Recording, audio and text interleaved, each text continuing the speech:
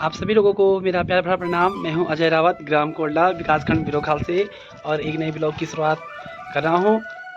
I hope आपको अच्छा लगेगा। अच्छा लगेगा तो लाइक, शेयर और सब्सक्राइब ज़रूर करना। चलिए तो फिर मिलते हैं मेरे नए ब्लॉग में। अभी मैं आया था अपने गांव की दुकान में और वहां से मैंने सामान ख़रीदा। और रोड से कुछ गांव का नज़ारा कुछ इस तरह लगता है। आज एकदम चटाकेदार धूप खिल रखी है। गांव का मौसम बिल्कुल सुहाना हो रखा है। दूर दूर तक साफ नज़र आ रहा है, क्योंकि आज अभी धुंध नहीं है। इस हिसाब से शहरों में धुंध देखने के लिए मिल रही है। वहीं हमारे पहाड़ दूर तक नज़र आ रहे हैं। और मैं जा रहा हूं अभी अपने गांव के लोहार के पास। मेरे को वहां एक कुल्हाड़ी देनी है, तो चलिए बढ़ाते हैं अपने कदम उनके घर की ओर। बोलते हैं कि औजी और लोहार की ज़रूरत हमको हमेशा पड़ती है। जैसे ही मैं रोड से नीचे आया, वैसे ही मैंने भाभी जी को देखा, और भाभी जी भी घास के लिए खेतों में जा रखी थी। और वहाँ से आई भाभी जी, और अभी गाय को पानी खिलाने के लिए जा रही है।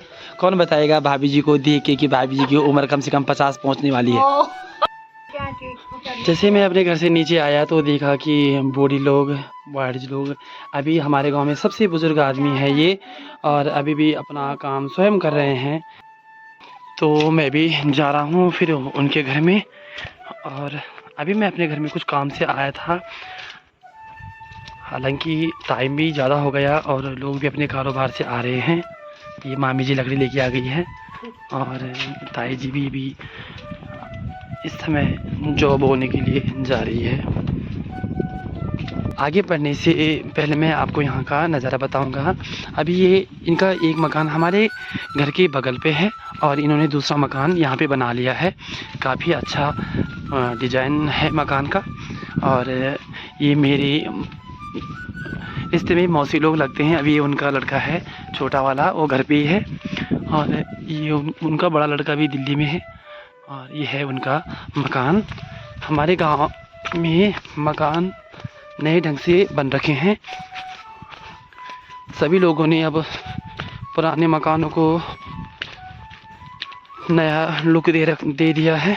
और एक अभी ये मकान भी अभी बन रखा है। और एक मकान ये है हमारे गांव में जो अभी बन रखा है, पर ये लोग भी दिल्ली में ही रहते हैं। केवल नाम के लोगों ने यहाँ मकान बना रखा है, और मकान भी काफ़ी अच्छा है।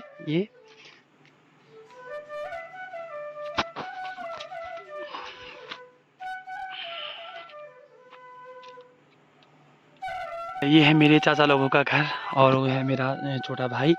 अभी मैं उनके घर में अभी नहीं जा रहा हूँ, आते समय जाऊँगा। और चाचा का जो ये बड़ा लड़का है वो फ़ौज में है, और इन्होंने भी अभी अपना मकान अभी बना रखा है नए ढंग से। चाचा का मकान आपको यहाँ से दिखाएंगे। काफ़ी अच्छा लुक है मकान का, काफ़ी अच्छा सुंदर लगता है मकान। और अभी छोटा भाई भी दिल्ली से आ रखा है, ये भाई भी दिल्ली रहता है। और ये मेरी बहन है, ये छोटी वाली चाचा की लड़की। और इन्होंने गमले देखो कितने सुंदर लग रहे हैं। ये कुछ इस तरह से लगा रखे हैं। यहाँ पे इन्होंने कटहल का पेड़, आड़ू का पेड़ और एक आम का पेड़ भी है। तो सीजन पे इन पे सब पे फल लगते हैं, सब्जियाँ लगती हैं। और जिस मकान में मैं अभी ये खड़ा हूँ, ये मेरे दोस्त का है, पर वो लोग घर पे नहीं रहते। सभी लोगों ने ऐसे मकान छोड़ दिए हैं। और उनका देखो ये एक माल्टे का पेड़ है, इसमें भी माल्टे लगे हुए भी हैं। और अगर भाई तो मेरी वीडियो देखता होगा तो अपने माल्टे तोड़ने के लिए घर में आ जा, वरना इनको बंदर खा देंगे। शायद कुछ तो बंदरों ने खा भी दिए हैं। तो इस मकान को भी बनाने में शायद उन लोगों को बहुत परेशानी हुई होगी उस टाइम जब ये मकान बना था। और आज ये मकान ऐसे छोड़ रखा है तो बहुत बुरा लग रहा है, बहुत गंदा लग रहा है। इतना सुंदर मकान है, इतने सुंदर यहाँ पेड़ पौधे हैं। और इनके जो ये खेत है बिल्कुल घर के ही नीचे, जो ये किचन गार्डन है, ये ऐसे बंजर पड़ रखे हैं। तो भाई आपसे भी एक प्रार्थना है कि ज़रूर एक बार आइए। और ये हमारे गांव का जो ये सबसे बड़ा खेत है, इसे हमारे पहाड़ी भाषा में जठुन बोलते हैं, जो कि हमारे गांव के प्रधान लोगों का है। और अभी तो गेहूं और गेहूँ जौ या सरसों बोने का समय है, पर हमारे गांव में इस सीज़न में नहीं बोया जाता क्योंकि यहाँ बंदर और सूअरों का बहुत ही आतंक है। केवल बरसात की खेती हम लोग करते हैं। और मैं अभी इन्हीं के घर पे जा रहा था तो वो मेरे को रास्ते में ही मिल गए हैं। और भाभी जी कुछ बोलना चाहोगे लोगों को? अरे बोलो क्या से पानी जाम कुछ क्या मदद मेरा आँख भी नहीं देखो हम्म, और कोई नहीं घर पर बिना कोई नहीं। अब कन के तो चलाड़ से कन के बच्चा सहित नहीं है कोई बिना के नीच आके नीच भाई रे किरपा मेहरबान कह दे अब बेचारा वो जरा जन कर दा हाँ को ले जा लो मुझे कहने का वाल तो मैं बोल तुम्हारा बोल में करने दे सकता जरा दिखा दी नो तो वाखन हाँ हाँ। तो भाभी जी अभी बहुत परेशान हो रखी है क्योंकि हाँ अभी इनकी बहू भी नहीं है, इनकी आदमी भी नहीं है, लड़का है वो ऐसे ही है। और जो इनके छोटे छोटे नाती नतीना हैं तो वो भी अभी 4-5 है और बिल्कुल इनका मतलब बहुत ही बुरी कंडीशन हो रखी है। भाभी जी जहाँ कहीं भी मतलब जाती है तो वहीं मतलब हाथ जोड़ के लोगों से प्रार्थना करती है। तो मेरा अगर जो कोई भी अगर इनकी मदद करना चाहते हैं या इनसे डायरेक्ट मिल लीजिए, या अगर हमारे द्वारा अगर आप इस वीडियो को देख रहे होंगे तो एक बार चाहे आप लोग हमसे संपर्क कीजिए, पर भाभी जी की मदद कीजिए। हम लोगों से भी जितना बनता है हम लोग करते हैं, पर इनकी ये स्थिति आ चुकी है। जैसे बोलते हैं कि सर के ऊपर से छत चली गई है, मतलब कुछ है ही नहीं इनका, ना तो घर है, एक झुग्गी झोपड़ी है जो मैं अभी मामा आपको दिखाऊंगा। तो ये उनके अंदर रहते हैं, कैसे इस सर्दियों में अपने समय बिता रहे हैं या कैसे मतलब ठुट अपने दिन निकाल रहे हैं। एक दिन काटने वाली बात है। तो कृपया प्लीज़ हाथ जोड़ के आपसे प्रार्थना है कि भाभी जी की ज़रूर मदद कीजिए, क्योंकि ये अवस्था एक ऐसी अवस्था है जिसमें कि आदमी को हर किसी की ज़रूरत पड़ती है और हर किसी ने इस उम्र में जाना है। भगवान करे ऐसी स्थिति किसी को ना दिखाए जैसी स्थिति अभी इन लोगों की हो रखी है। मामा और रास्ता बता रहा है कि इन रास्तों में अब शायद ही बहुत ही कम लोग जाते हैं, क्योंकि जो ये रास्ता है पहले वो जो उधर गांव दिख रहे हैं उन गांव का रास्ता था ये। पर ये है कि जब से रोड वहाँ गई है तब से इन रास्तों पे कोई नहीं आता और रास्ते भी सारे रास्ते बंजर पड़ चुके हैं। ये रास्ते भी तभी साफ़ होते हैं या तो जब गांव में कोई पूजा वूजा होती है। तो ये ऐसा है, 1-2 बार जब लॉकडाउन हुआ था तो हमने भी पहल की थी, तो हमने सारे रास्ते। और आपको मैं एक अभी बहुत ही बेहतरीन चीज़ दिखाऊंगा अपने गांव की। या हालांकि ये चीज़ें हर गांव में हैं, पर अब इनकी ज़रूरत शायद अब किसी को नहीं है, इसीलिए ये चीज़ें बंजर पड़ गई है। मैंने भी इसको अपने उसमें 2-3 बार साफ़ किया। तो ये है हमारे गांव का पंधेरा, या हमारे गांव में इसे नवला बोलते हैं। तो जो ये नवला है उसमें पानी स्टोर होता है, और जो ये पानी है तो ये इतना ठंडा, इतना शीतल और इतना मीठा पानी है कि इसकी अगर कितनी भी तारीफ़ करी या जितनी इसकी तारीफ़ करें उतना कम है। ना ये पानी कभी सूखता है, ना ये पानी इससे कभी ज़्यादा बढ़ता है। और सबसे इसकी ख़ासियत ये है कि जब नई दुल्हन आती है तो यहाँ इस मंदिर को भेंटती है। और ये इसके ऊपर छत है एकदम पत्थरों की, ना तो इस पे कुछ मिट्टी-उट्टी का बनाया हुआ है। पता नहीं उन हमारे पूर्वजों ने, पुरखों ने कैसे इसका निर्माण किया होगा, और क्या उनमें ऐसी कला रही होगी कि जो कि इसका पानी ना तो बढ़ता है और ना घटता है। तो ये है इसका पूरा लुक। ऐसे ही ये हमारे गाँव में 4-5 है, पर खेत की बात ये है कि ना तो इनके तरफ किसी का ध्यान गया और ना कोई इसे सुधारना चाहता है, क्योंकि एक तो जब से हर घर जल, हर घर नल आ रखा है, तब से उन्हीं की कृपा इन पे हो रखी है, जो कि ये ऐसे बंजर पड़ चुके हैं। मैंने भी इसको 3 से 4 दफ़े मैंने इसको साफ़ किया, पर ना तो इस पे दरवाज़ा है, ना इस पे कुछ है, जिस कारण यहाँ फिर झाड़ी, गंदगी, घास-फूस सब कुछ जमा हुआ है। तो एक बार अगर हमारे गाँव के प्रधान जी भी इसको देख रहे होंगे या जो क्षेत्र पंचायत जी है, तो एक बार इन पे भी ज़रा अपनी नज़र दौड़ाइए। सफाई करने के लिए मैं आपको अनुरोध करता हूँ कि हम इस पे सफाई करेंगे, पर जो इस पे सबसे मेन ये है कि अगर इसमें दरवाज़ा लग जाता तो इसकी शान ही अलग होती, क्योंकि ये हमें जो विरासत में मिले हुए हैं, हम इनको खो देंगे अगर हम इनकी रक्षा नहीं करेंगे। अभी दूसरा भी मैं आपको बताऊँगा। और रास्तों का हाल आप देख रहे होंगे, इन रास्तों पे भी किसी की नज़र नहीं पड़ती, क्योंकि यहाँ कोई अब ना आता है ना कोई जाता है। इतना सुंदर गांव है हमारा, इतने सुंदर गांव के नज़ारे हैं। और एक ये है, ये भी अभी बिल्कुल बंजर पड़ चुका है, ये भी नवला है।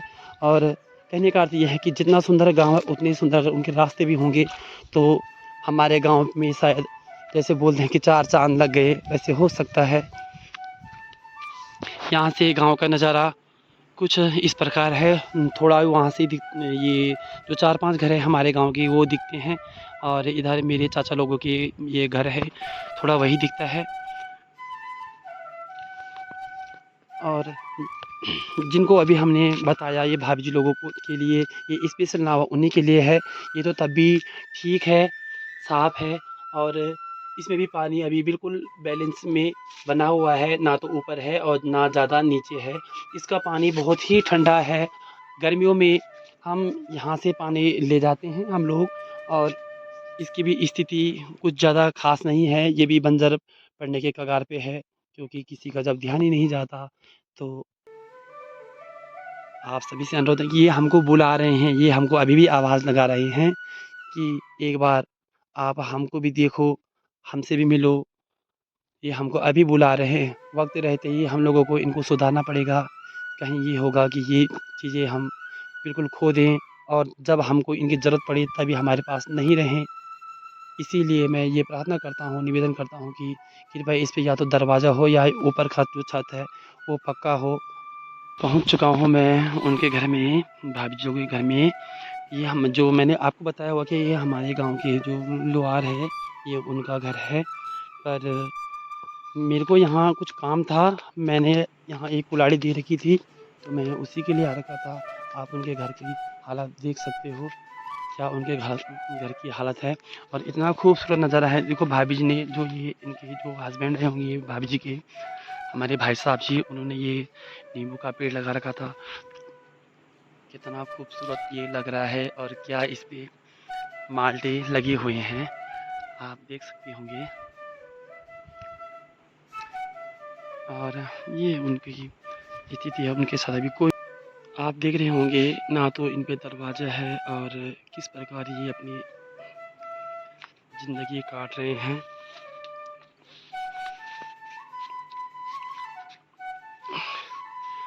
अफ़सोस इस बात का है कि बोल रहे हैं कि प्रधानमंत्री आवास है, पर पता नहीं कहाँ वो प्रधान सो रखे। दुर्गम स्थिति इन लोगों की है, तो कहाँ इनके लिए वो प्रधानमंत्री आवास गया, कहाँ जो शौचालय आते हैं कहाँ उनके लिए वो गए। कुछ नहीं है, बोलने में भी ये है कि अगर कुछ बोलना है तो गांव में लोग अन्यत्र ले लेते हैं। पर सभी से हाथ जोड़ के प्रार्थना है कि एक बार इन लोगों पे ध्यान दीजिए, जिनके लिए ता अब आप बताइए, क्या प्रधानमंत्री आवास इन लोगों के लिए नहीं है तो किसके लिए है? इनकी स्थिति देख सकते हो, इनके अभी जो छोटे-छोटे इनके घर में जो बच्चे हैं वो किस प्रकार रह रहे होंगे यहाँ पहाड़ों में। आप सभी को पता है कि बाघ का खतरा बना ही रहता है, या जंगली जानवरों का खतरा बना ही रहता है। ये है उनकी स्थिति, और जो ये उनकी जहाँ वो काम करते हैं उसकी स्थिति ये है। बाकी कुछ नहीं, इनका ना तो बस यही उनका घर है, और यहीं वो अपनी ज़िंदगी काट रहे हैं।